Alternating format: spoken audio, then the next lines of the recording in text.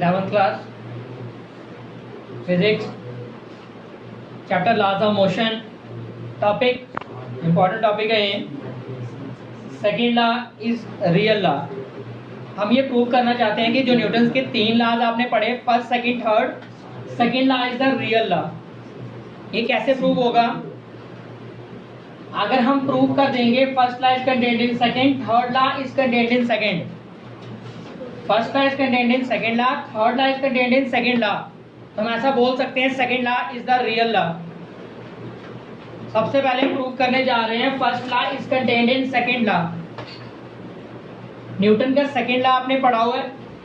According to Newton second law, force का formula क्या होता है? Mass into acceleration.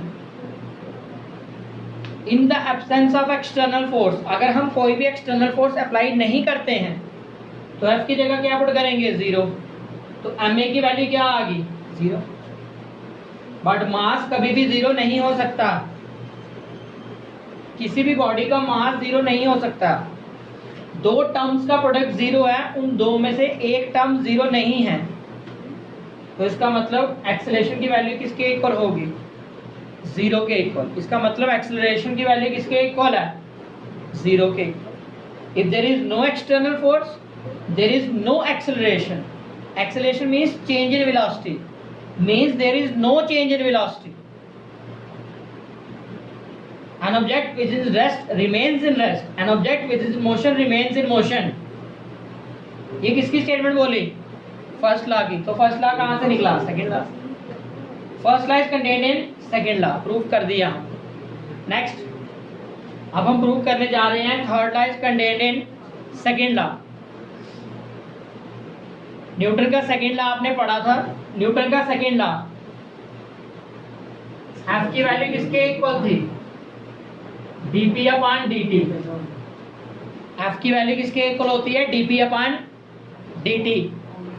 Rate of change of momentum with respect to time, cross multiply करेंगे तो dp की value किसके इक्वल आ जाएगी? Force into time. Change in momentum किसके इक्वल होता है? Force into time. हम एक सिस्टम लेंगे, उस सिस्टम में दो बॉडीज हैं ए और बी। वो दोनों बॉडीज एक दूसरे के साथ कोलाइड कर रही हैं। ए बॉडी बी बॉडी के ऊपर कितनी फोर्स एक्सर्ट कर रही है? F1।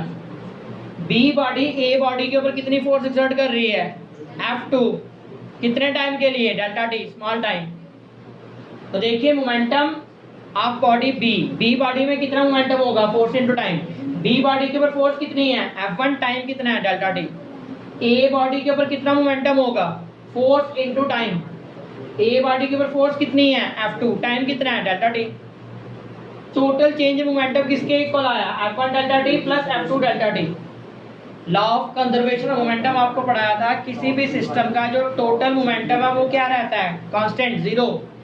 तो टोटल मोमेंटम किसके इक्वल आ गया? 0। According to law of conservation of momentum, F1 delta t की वैल्यू किसके इक्वल आएगी? इसको उधर शिफ्ट करिए, माइनस F2 डेल्टा टी।